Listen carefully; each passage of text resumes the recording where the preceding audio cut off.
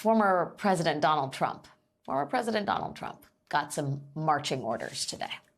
The judge overseeing special counsel Jack Smith's case into Trump's attempt to overturn the 2020 election, Judge Tanya Chutkan. Today, she laid out some new rules for the former president as far as the next phase of his criminal indictment. When Mr. Trump wants to go over sensitive evidence like witness emails or audio recordings of witness testimony, he is not allowed to bring anything into the room with him that could be used to copy that sensitive material, like a smartphone, if Trump is reviewing this material on his own. Or, alternatively, Trump can take his phone with him, but his defense counsel has to babysit him to make sure he does not copy anything onto his phone. And if the defendant takes notes regarding sensitive materials, the defense counsel must inspect those notes. So it's sort of like the SATs, only it's all part of a federal criminal indictment.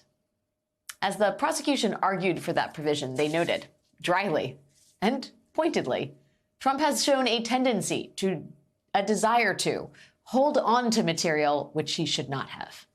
Yes, that is correct. Trump was caught having taken more than 300 classified documents with him to his Florida beach house when he left the White House.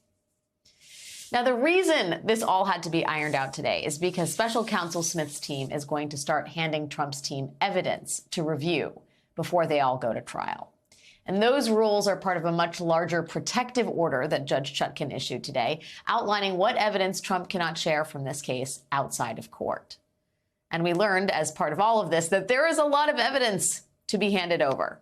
The government is ready to hand over 11.6 million pages of documents, all preloaded onto a discovery software for attorneys to review, and a hard drive that has evidence, like data obtained through the Stored Communications Act. That means data that was collected by third-party companies like Twitter or, say, Verizon.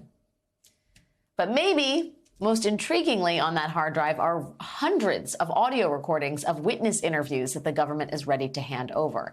And you could imagine how threatening or intimidating it would be if Trump did something like post snippets from those recordings onto, say, Truth Social. So the point of today's hearing was to iron out all of the rules around that stuff before Trump could get his hands on any of it. And what was revealed in the course of all of this is that Judge Chutkan very much has Donald Trump's number. She knows who she is dealing with here. When the judge was, well, while she was clear about defending Trump's actual First Amendment rights, she was also appropriately skeptical about Trump's arguments for special treatment. He is a criminal defendant, Judge Chutkan said.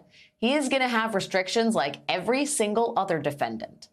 The fact that the defendant is engaged in a political campaign is not going to allow him any greater or lesser latitude than any defendant in a criminal case.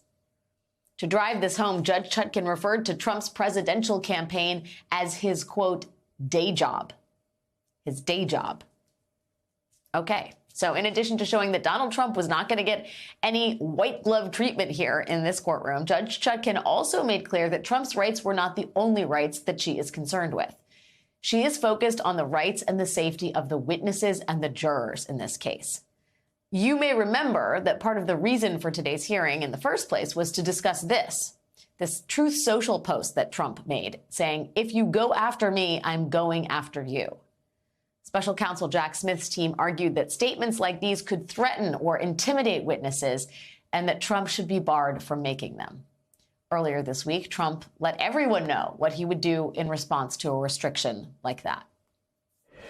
Crooked Joe now wants the thug prosecutor, this deranged guy, to file a court order taking away my First Amendment rights so that I can't speak. So listen to this.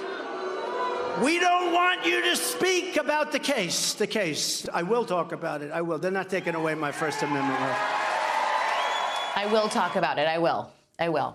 Points for honesty, I guess. Today, Judge Chutkan indicated that she was not down for that. She pointed out that the potential witnesses here may not have had the kinds of protections that he has as a former president, and that she, quote, could see the possibility for a lot of problems here. I can see the possibility for a lot of problems here. Don't we all, Judge Chutkan? Remember when former U.S. Ambassador to Ukraine, Marie Yovanovitch, testified against Trump in his first impeachment in 2019?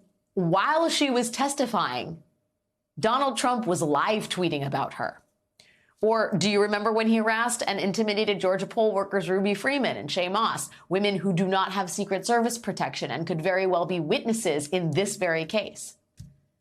They remember that, and so apparently does Judge Chutkan, who was clear today that she would not stand for that kind of behavior or any kind of behavior that even suggested witness intimidation.